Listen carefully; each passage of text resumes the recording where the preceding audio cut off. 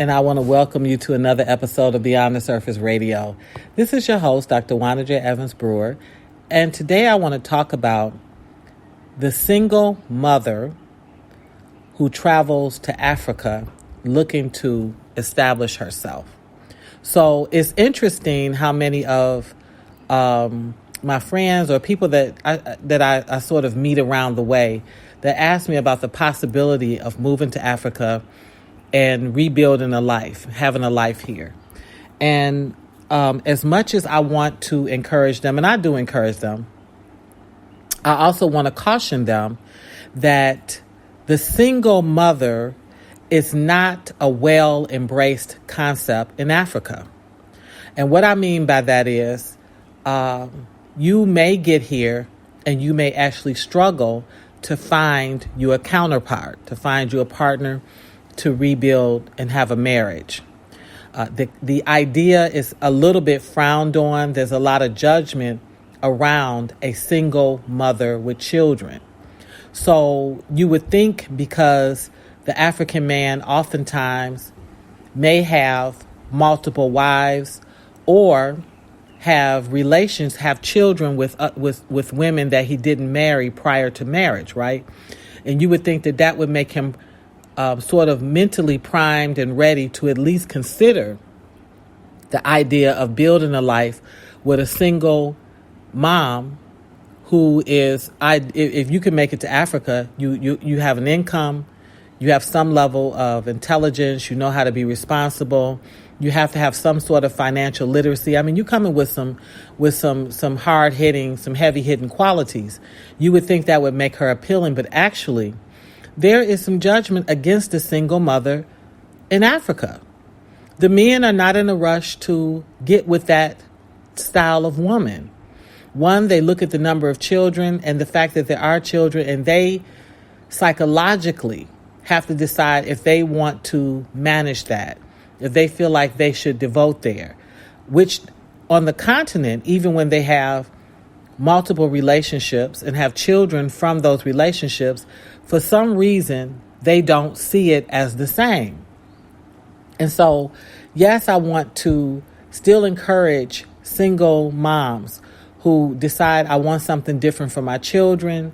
I want to get out of the West where we often, as a black woman, we're oftentimes worried about our sons who have become just targets for gun violence. I really can't even limit it to our sons anymore. The gun violence in our communities and even the neighboring communities is just off the chain. And that's also true for issues with drugs, jail, gun violence, the push of perversion.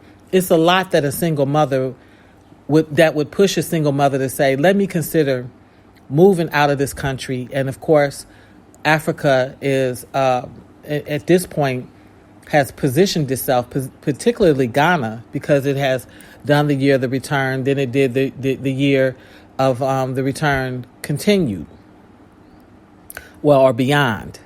It's inviting that. But I need to sound the alarm and let her know that this may not be as smooth an experience as well. You may not be as well received as you would like to be. I don't have advice about what to do about that. Divorcees run into a similar issue in that you're just not seen as, I won't say that you're discarded, but you're just not seen as a prime person to desire. Now, there are exceptions to all these rules.